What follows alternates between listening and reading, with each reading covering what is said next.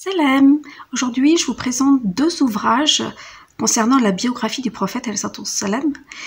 J'ai choisi ces deux ouvrages-là parce que déjà, je les ai lus tous les deux et je les ai appréciés tous les deux.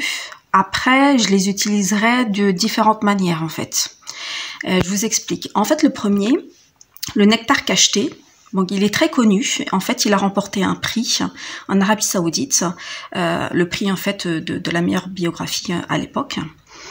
Donc ça, c'est un livre, il fait à peu près 600 pages, donc il est bien agencé, bien organisé, c'est écrit assez gros, voilà, vous avez les versets de Coran en arabe.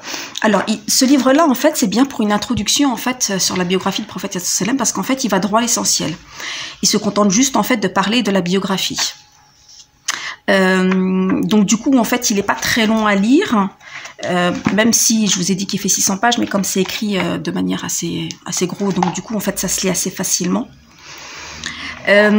Donc ça, c'est bien pour une première approche. C'est le livre que j'avais étudié quand j'étudiais les sciences islamiques dans un centre à Paris. Donc c'est celui-là, en fait, on se basait sur celui-là.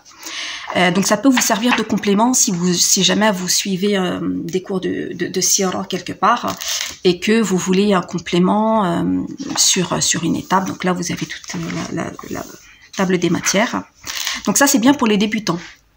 Une fois que vous avez déjà lu la Sira et que vous voulez en savoir un petit peu plus sur le contexte, là sur le côté un petit peu historique, ça généralement on vous en parle pas dans une biographie. Dans la biographie, on va juste vous parler en fait des étapes en fait et importantes dans la vie du prophète sallam pour que vous compreniez bien le prophète sallam.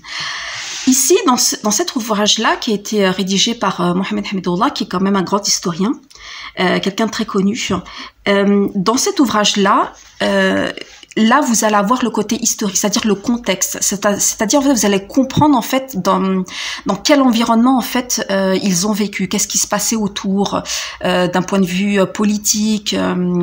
Donc là, en fait, ça vous permet peut-être de mieux comprendre certaines batailles, certains rapports avec les autres tribus. Ce livre-là, il est beaucoup plus conséquent. En fait, il y a à peu près 800 pages, mais c'est écrit en plus petit. Donc, du coup, voilà, il y a beaucoup plus à lire. Il est bien agencé, hein, il est bien rédigé aussi. Par contre, voilà, comme je vous ai dit, en fait, là, vous allez devoir étudier aussi le contexte politique. Vous voyez, par exemple, la vie politico-religieuse. Et ça, c'est bien, en fait, pour ceux qui ont déjà eu une première approche, en fait, de la biographie et qui veulent en savoir plus. Et d'ailleurs, vous-même, en fait, quand vous allez lire, en fait, la biographie du prophète sallam, vous allez vous poser vous-même des questions. Vous allez en arriver, en fait, à vous demander, mais pourquoi est-ce qu'on en est arrivé à ça? Qu'est-ce qui s'est passé? Dans quel contexte, en fait, on était? Et en fait, c'est ça, en fait, c'est ce livre-là, en fait, qui va vous apporter, en fait, ces réponses. Il est assez conséquent, hein, comme je vous ai dit, il est assez gros, mais il en vaut vraiment la peine. Donc voilà, c'était les deux ouvrages en matière de biographie de prophète sallam que je vous recommande pour les étudiants en sciences, pour les débutants et pour les confirmés, ou alors ceux qui veulent dépasser le stade des débutants. Voilà, je vous dis à bientôt pour une prochaine vidéo. Salam!